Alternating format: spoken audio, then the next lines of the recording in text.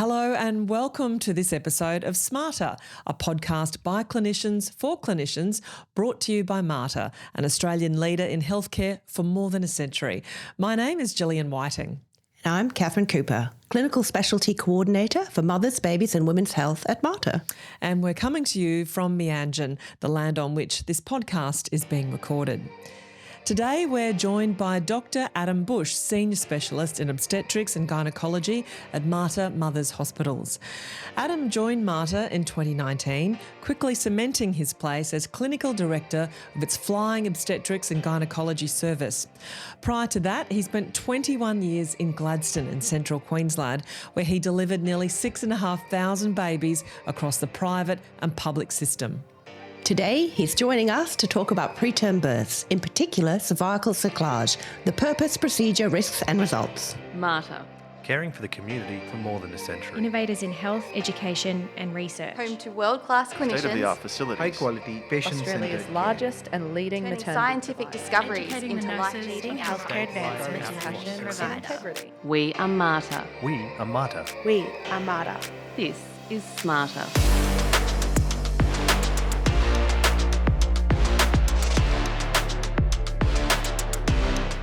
Adam, welcome to sMater. Thank you. For those clinicians who don't work in maternity, can you explain what a cerclage is and what's the purpose? Yes. A cervical cerclage is a stitch or a suture that's put into the cervix either during pregnancy or before pregnancy to try and reduce the risk of certain complications in that pregnancy. Those complications being mid-trimester pregnancy loss or very early preterm birth. But there are clear indications for a cervical cerclage, but there are also other cases where it's not so clear. So very much we're trying to use evidence-based medicine. So Adam, we'll ask you some questions in a little while about the nitty-gritty of the procedure, but you said it's clear who gets a cerclage. Can you tell us who that might be? So when I say it's clear for a small number of women. Those women would be women who have had mid-trimester pregnancy losses, particularly repeated mid-trimester pregnancy losses, or repeated early preterm labour. So one of the indications is what we call a history-indicated cervical cerclage. So that's someone who's had 3 previous pregnancy either losses or preterm births. So for someone who's had 3 preterm births or mid-trimester losses, that we would recommend a cerclage as being likely to improve the outcome. We also use ultrasound scan, and ultrasound scan for measuring cervical length has become an increasing part of our practice. It's now routine practice to measure the cervical length at a morphology scan, and that will also pick up patients who are at risk of the cervix opening up early in pregnancy. And for those women who have a poor obstetric past history and a shortened cervix, that would be another indication for cerclage. So you've made the decision of who's to receive the cerclage. At what stage of pregnancy is it generally performed? For women where it's very clear that a cerclage is likely to be helpful, we would offer that before pregnancy, so prenatally. And there's a couple of advantages in doing it before pregnancy, and that is that you don't have the same risks of putting it in that you do during the pregnancy, and also it's possible to get the stitch much higher in the cervix. The higher the stitch is put, the more effective it's likely to be. The most common time to put in a cervical cerclage is 12 to 13 or up to 16 weeks. So the idea there is to put the stitch in before the cervix has a time to start shortening. We don't want to put it in sooner than that because unfortunately a lot of early pregnancies will end in miscarriage or with other complications, and so we don't want to put a stitch in before the pregnancy has got to that point where we can be fairly confident that it's a healthy ongoing pregnancy. And we would also offer patients early pregnancy testing for genetic abnormalities before they have a suture put in. So that's one time we put it in, so 13 or 14 weeks. Sometimes we'll put it in later because of evidence that the cervix is shortening on ultrasound scan. What role does the patient play in decision making? So what are the options if they don't want to proceed with a cerclage? Very often the decision of whether to put a cerclage in or not is not clear cut. And so we very much encourage the patient to be involved in that decision making. The reason it's not clear cut is because the cerclage is not without complications, and a lot of the complications are the things we're trying to prevent. So the risk of introducing infection, the risk of rupturing the membranes, and the risk of preterm birth and early pregnancy loss. They're all potential complications of the cerclage. Having said that, the risk of those things happening is less than the risk of the things that we're trying to prevent in well-chosen patients. So the other thing that's very important to know is that there are alternatives. The main alternative is using progesterone pessaries. So pessaries meaning put in the vagina.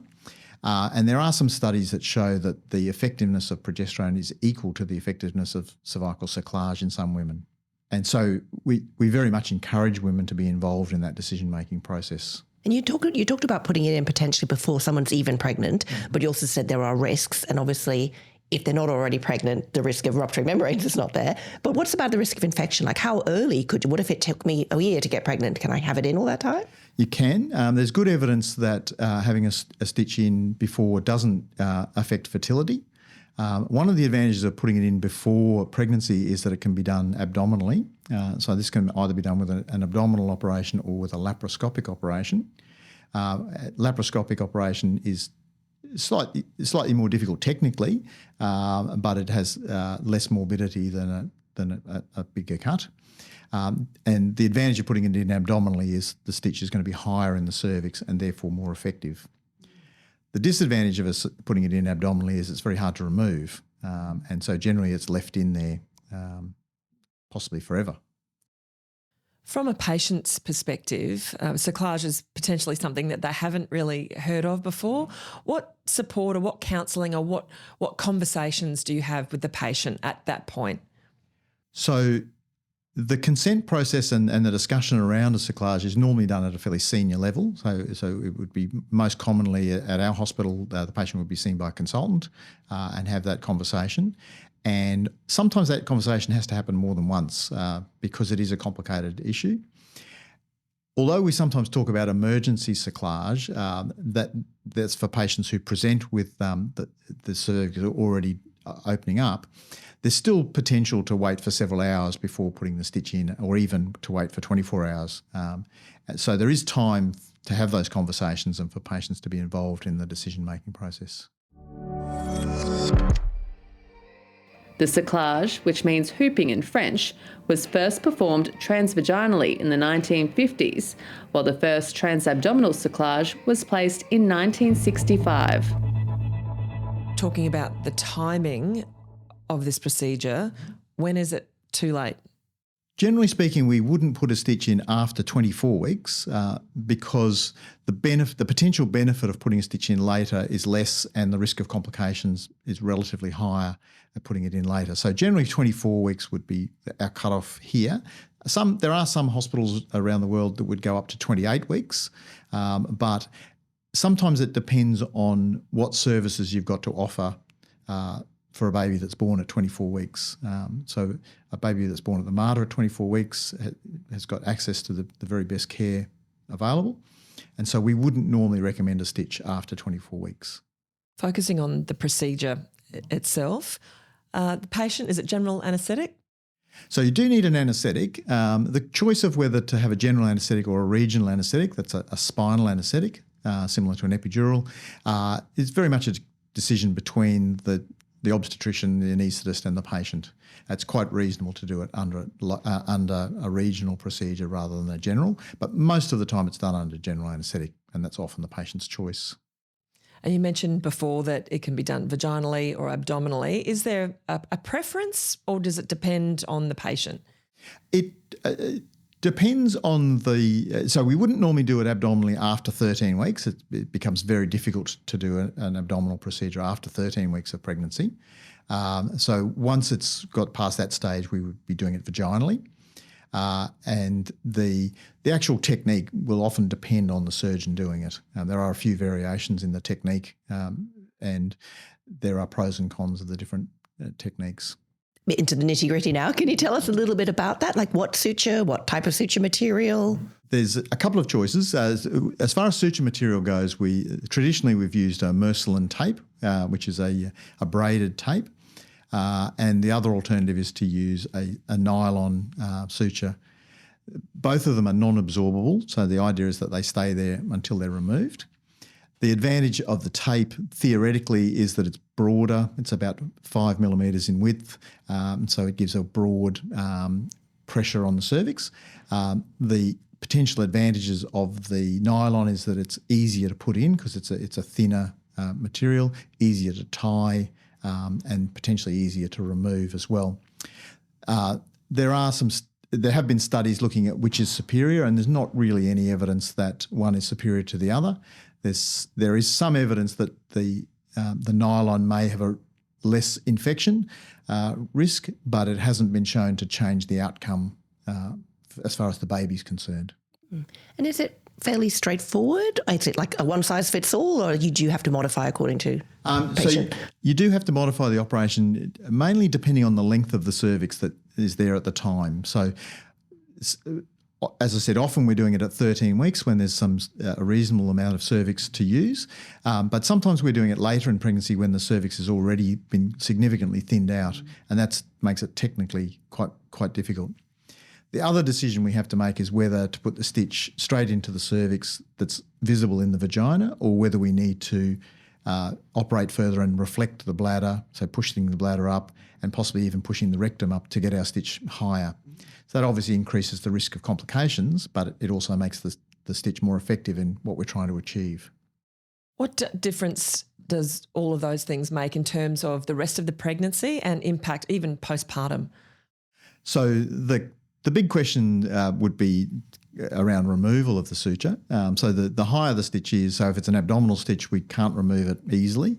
If it's a vaginal stitch that's been put in with reflecting the bladder or reflecting the bowel, it can be quite difficult to remove without an anaesthetic, whereas most of the time we can remove it without an anaesthetic, which is very important because when the time comes to remove it, sometimes that is because the patient's in labour, which is one reason we remove it. The reason we remove it then is because it can tear through the cervix, which is a serious complication. So it's important that it's easy to remove. If we don't remove it because of labour, then we would often plan to remove it at 36 or 37 weeks. So once it's done its job, we would remove it then. Sometimes that decision of when to remove it depends on the type of delivery we're planning. So if we're planning a caesarean section, often it's left until the time of the caesarean and then removed at the time of caesarean section. The frequency of cerclage complications is higher with increasing gestational age and cervical dilation.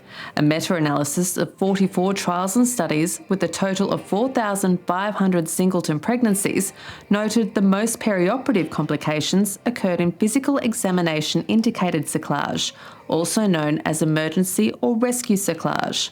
Meanwhile, the fewest complications occurred in history-indicated cerclage, also known as a prophylactic cerclage. Can we talk more broadly about the risks and how they differ according to abdominal or vaginal? The main risks are of damaging nearby organs, so that's particularly the bladder and the bowel. With an abdominal procedure, that has to be done very carefully because it is possible to damage the bladder. We're operating very close to the bladder. Having said that, in a patient who's not pregnant, it's easier to see where the bladder starts and finishes, whereas in a pregnant woman, the uterus is getting bigger, it's starting to make things more difficult. It's also more vascular, there's more chance of bleeding. The main risks are around introducing infection and rupturing the membranes when it's done in pregnancy. There's also concerns that the presence of a stitch could lead to infection. So even if the stitch is put in before pregnancy, the fact that there's a foreign body there could introduce infection later, although that doesn't seem to be a big risk. It's very uncommon that would cause a problem. How often would we rupture membranes? So the risk of rupturing the membranes really depends on the situation. It's more common with what we call an emergency cerclage, which is where the cervix has already started to dilate, and sometimes it's called a rescue cerclage, where we're trying to reduce the membranes which are bulging into the vagina and then closing the cervix, and that there's fairly high risk of rupturing the membranes. Although there's a high risk of rupturing the membranes, there's a very high risk that pregnancy is going to rupture the membranes anyway because of the process that's going on. But generally speaking, a stitch that put in at 13 weeks, it's uncommon for there to be complications. So do we consider tocolysis or antibiotics or any of those things? So we definitely consider them.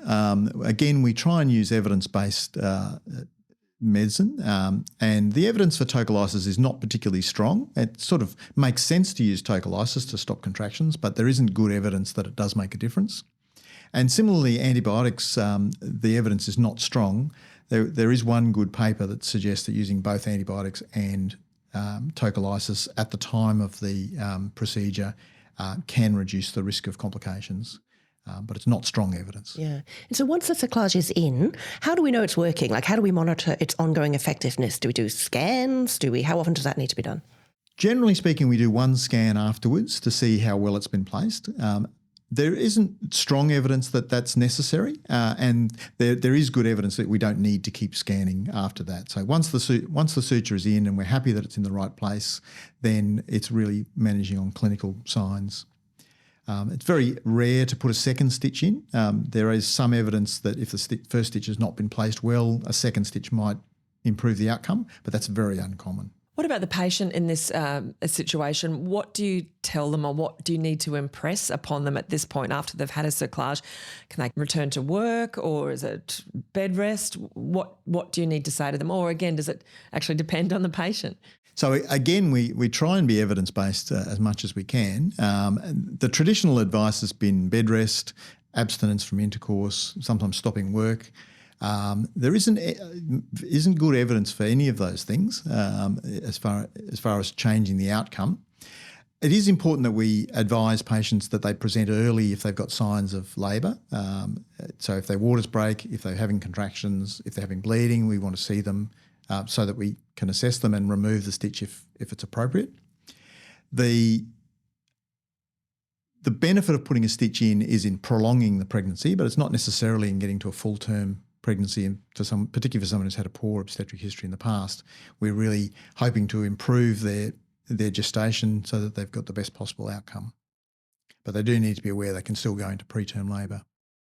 Can you say how common this procedure is? Have you got any figures to help us? So it's not a common procedure. I did look up the figures this week, and we did 51 cases over the last 12 months for a hospital that delivers 12,000 babies a year. So it's not a common procedure. Adam, this cerclage is in. It's been a success.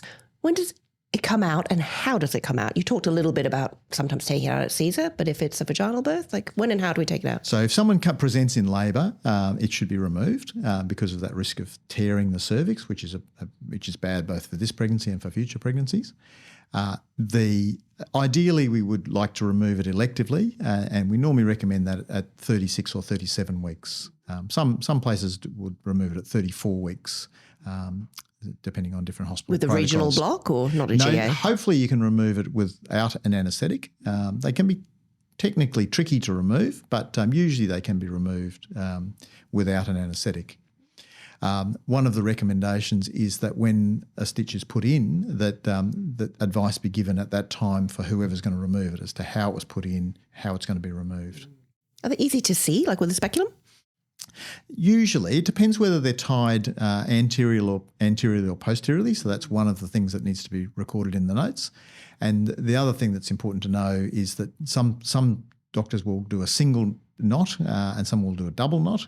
The double knot makes it easier to grasp the suture and then remove it, providing you know that there's a double knot and you cut under the second knot, not between the two knots. If you cut between the two knots, you actually make it harder to remove.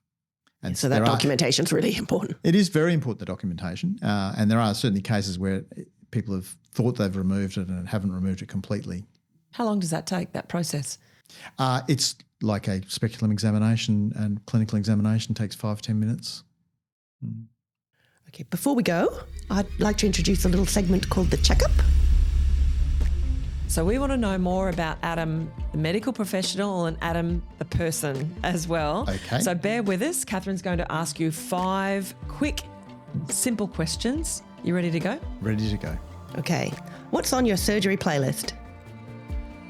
I used to listen to classical music, but now I tend to leave it to the nursing staff to choose the music, and I get to listen to some very modern music. Ah, eclectic. I like it.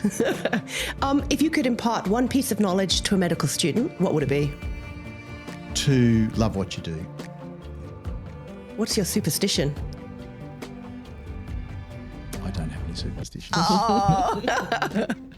If you weren't doing this, what would you be doing? I would be a historian. A historian. Oh. And who do you admire? One of the reasons I love working at the Mater is there are so many people to admire here. Yourself included. Thank you so much, Adam. Thank you. That was great. Thank you. So great to get all that information from you and also to know you as a person thank as you. well. Adam, thank you so much for joining us on sMater. Thank you. Well, for our listeners at home or in the car or having a well-deserved break between patients, thank you for tuning in. Join us for our next episode where we continue exploring preterm births and how to prepare for one with Dr. Emma Patterson, Deputy Director of Obstetrics and Gynaecology at Mater Mothers Hospitals. See you next time on sMater.